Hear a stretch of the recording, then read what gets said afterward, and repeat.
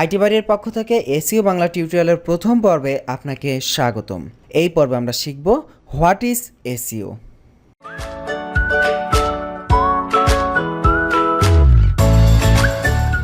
SEO কথাটির শব্দগত full meaning হচ্ছে search engine optimisation.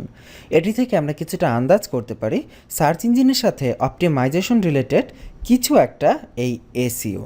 বিষয়টি আরও ক্লিয়ারলি বোঝা যাবে যদি আমরা একটু প্র্যাকটিক্যালি চিন্তা করি। মনে করুন আমি একটি ল্যাপটপ কম্পিউটার কিনতে চাচ্ছি। এখন ল্যাপটপ কম্পিউটার কেনার জন্য আমার সেই সম্পর্কে দাম জানতে হবে যে আসলে কোন ল্যাপটপের কেমন প্রাইস। এখন আমি এই দামটা কিভাবে জানতে পারি? একটি হতে পারে আমি সরাসরি ল্যাপটপের দোকানে গিয়ে সেখান থেকে দাম জানতে পারি। আরেকটি হতে পারে আমি বাসায় বসে আমার কম্পিউটারে ইন্টারনেটে www.google.com ওপেন করলাম। এখান থেকে আমি লিখলাম ল্যাপটপ প্রাইস ইন বাংলাদেশ, এইটা লিখে আমি সার্চ করলাম। এবং আমরা যারা ইন্টারনেট ব্যবহার করি তারা সবাই কম বেশি লাইফে কখনো না কখনো আমাদের তথ্য খুঁজে বের করার জন্য সার্চ করেছি।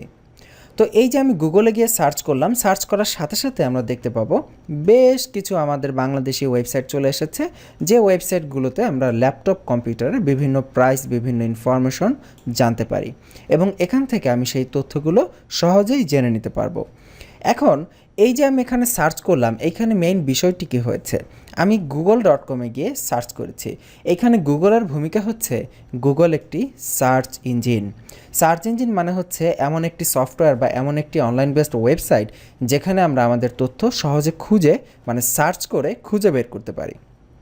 তার মানে এখানে google.com সার্চ ইঞ্জিনের ভূমিকা পালন করছে এবং সেটা আমি যে তথ্যটি লিখে সার্চ করেছি সেই তথ্য রিলেটেড টপিকগুলো খুঁজে বের করে দিয়েছে। এখানে একটি জিনিস লক্ষ্য করুন, আপনি কি কখনো ভেবে দেখেছেন google.com একটি আমেরিকান প্রতিষ্ঠান হওয়া সত্ত্বেও এখানে বাংলাদেশি ওয়েবসাইটগুলো, এমনকি বাংলাদেশে এখানে দেখুন 1 নম্বরে যে সাইটটি আছে প্রথমে রায়ান্স কম্পিউটার, এটি আমাদের দেশের লোকাল একটি কম্পিউটার শপ। এই কম্পিউটারের দোকানের ওয়েবসাইট কিভাবে একটি আমেরিকান প্রতিষ্ঠানের সার্চ ইঞ্জিনে চলে আসলো?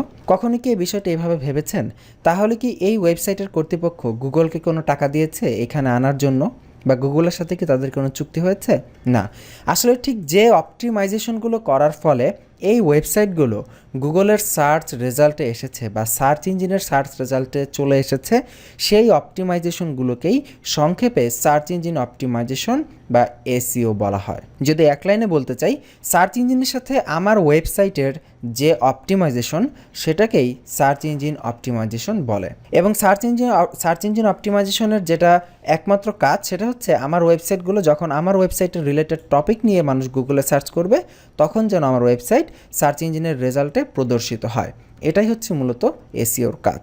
কিন্তু এখন এসইও কি সেটা আশা করি আপনারা বুঝতে পেরেছেন। আমার মনে একটু প্রশ্ন জাগতেছে, সেটা হচ্ছে এই যে একটা সহজ ব্যাপার, আমরা গুগলে সার্চ করলাম আর আমাদের ওয়েবসাইট চলে আসলো এবং ওয়েবসাইট পাওয়া গেল, এই সহজ এবং ছোট্ট একটি ব্যাপারকে কেন্দ্র করে কেন চারদিকে এত কথা শোনা যায়?